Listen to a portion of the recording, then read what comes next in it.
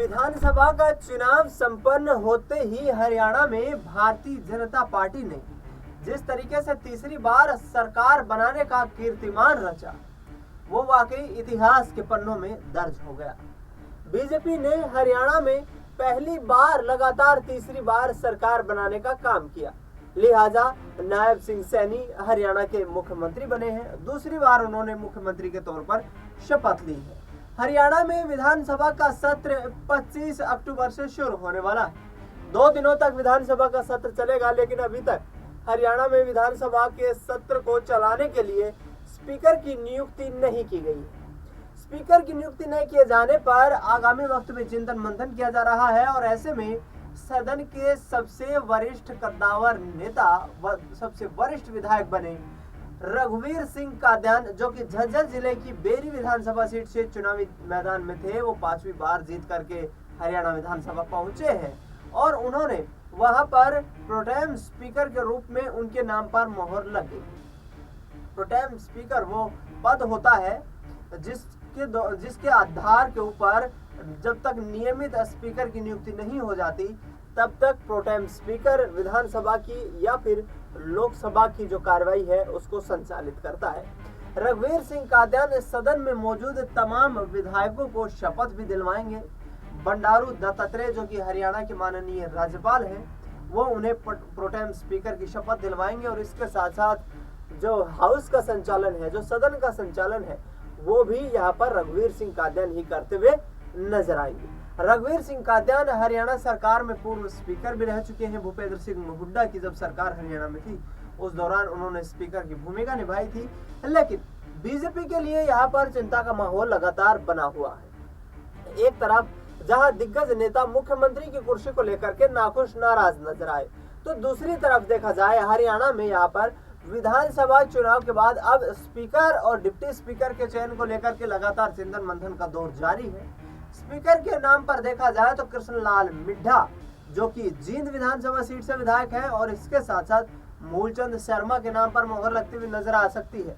वहीं दूसरी तरफ देखा जाए तो रामकुमार गौतम को यहाँ पर डिप्टी स्पीकर बनाया जा सकता है। रामकुमार गौतम बीजेपी का वो चेहरा है जो विधानसभा चुनाव से ठीक चंद दिनों पहले ही पार्टी में शामिल हुए, सफीदों विधानसभा सीट से चुनाव लड़ते हुए नजर आए और सफीदों से मामूली मार्जिन से जीत दर्ज करने में वो कामयाब हुए और इसके साथ साथ उनकी इच्छा यह थी कि उन्हें कैबिनेट मंत्री बनाया जाएगा, लेकिन भारतीय जनता पार्टी ने उन्हें कैबिनेट में जगह नहीं दी, लिहाजा रामकुमार गौतम नाखुश नजर आए। अब आगामी वक्त में डिप्टी स्पीकर की भूमिका यदि उनको मिलती है तो क्या वे इससे संतुष्ट हो पाएंगे, बड़ा सवाल है। और बड़ा सवाल इसलिए भी है क्योंकि रामकुमार गौतम के बेटे रजत शर्मा ने अपनी भड़ास भी जम करके निकाली है राजनेताओं के ऊपर। उन्होंने कहा कि मैं गंदी राजनीति को अलविदा कहता हूं, आगे से कभी भी राजनीतिक रूप से सक्रिय नजर नहीं आऊंगा। रामकुमार गौतम के बेटे रजत गौतम लगातार ये कहते हुए नजर आए कि सफेदों के लोगों ने उन पर उम्मीद जताई है, उन पर आशा व्यक्त की है। ऐसे में सफेदों के लोगों की लड़ाई लड़ने के लिए रामकुमार गौतम और रजत गौतम हमेशा तैयार रहेंगे, लेकिन उन्हें जो उम्मीद थी उस पर ना तो जननायक जनता पार्टी खरी उतर पाई और ना ही भारतीय जनता पार्टी। आपको बता दें कि रामकुमार गौतम ने 2019 में जेजेपी की टिकट पर नारनौंद विधानसभा सीट से चुनाव लड़ा था। उस दौरान उन्होंने तत्कालीन हरियाणा सरकार के कैबिनेट वित्त मंत्री कैप्टन अभिमन्यु को कड़ी टक्कर देते हुए करारी शिकस्त दी थी और शिकस्त देने के बाद उन्होंने दुष्यंत चौटाला जब सरकार में शामिल हो गए तो उनसे यहाँ पर कैबिनेट मंत्रालय की मांग भी की, लेकिन दुष्यंत चौटाला ने सरकार का कार्यकाल पूरा होने तक भी रामकुमार गौतम को कोई बड़ी जिम्मेदारी नहीं दी। दोनों नेताओं के बीच खुले मन से तल्ख तेवर देखने को मिले। ऐसे में आने वाले वक्त की राजनीति को साधने के लिए किस तरीके से बड़े फैसले लिए जाएंगे, बड़ा सवाल खड़ा हो गया है। आपको बता दें कि हरियाणा में जिस तरीके का माहौल इस वक्त देखने को मिल रहा है वो वाकई दिलचस्प है। अनिल विज का एक वीडियो वायरल होता है जिस वीडियो में अनिल विज ये कहते हुए नजर आते हैं कि मुझे हराने के लिए नायब सिंह सैनी ने प्रयास की।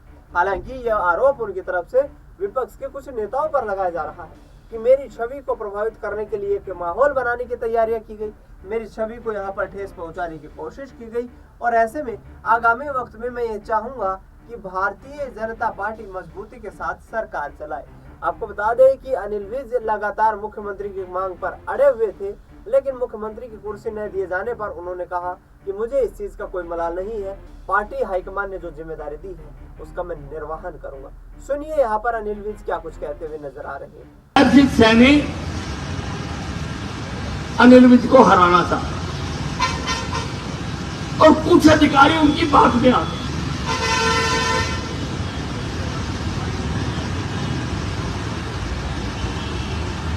और उन्होंने पूरा रोल प्ले किया। मैंने अपनी आंखों से देखा। उनके साथ शाम को बैठ के जो शराब पीते थे,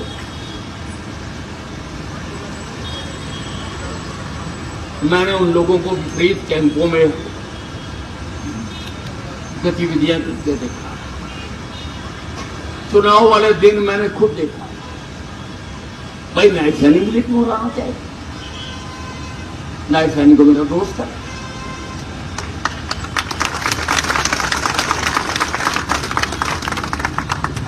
नायब सैनी को मैंने खुद यहां पे जिला अध्यक्ष बनवाया था। मेरे घर ही बैठ के फैसला हुआ। और अगर नायब सैनी मुझे हराना चाहता तो मुझे टिकट ही नहीं लेने देता। बुद्धि काम नहीं करती लोगों की। अरे चुनाव में एक एक सीट चाहिए थी और अम्बाला कैंट की गारंटी सीट थी, क्यों हराना जाएगा?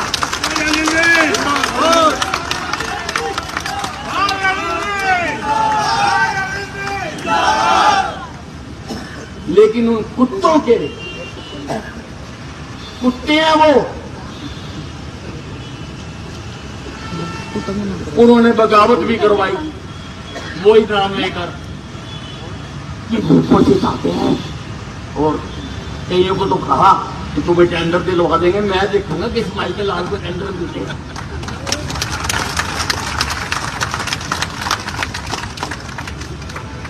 मुझे उन कुत्तों का भी दुख नहीं है। मैंने सारी जिंदगी में ऐसे कई कुत्तों का इलाज किया। तो सुना आपने अनिल विज को जो साफ तौर पर कहते हुए नजर आए कि मैंने अंबाला कैंट विधानसभा सीट से छठी बार लगातार चुनाव लड़ा है और जीत दर्ज करने में कामयाबी हासिल की है। कुछ लोगों ने मेरे खिलाफ माहौल बनाने की कोशिश की। आपको बता दें कि अंबाला लोकसभा क्षेत्र में जहां भारतीय जनता पार्टी को लोकसभा चुनाव के दौरान हार का सामना करना पड़ा, उस दौरान भी अनिल विज ने एक बयान दिया था। उन्होंने कहा था कि पार्टी किसान आंदोलन जैसे बड़े मुद्दे को समझने में नाकाम रही। सरकार की तरफ से जो रवैया अपनाया गया वो किसानों के विरोध में था, इसीलिए हमें खामियाजा भुगतना पड़ा है।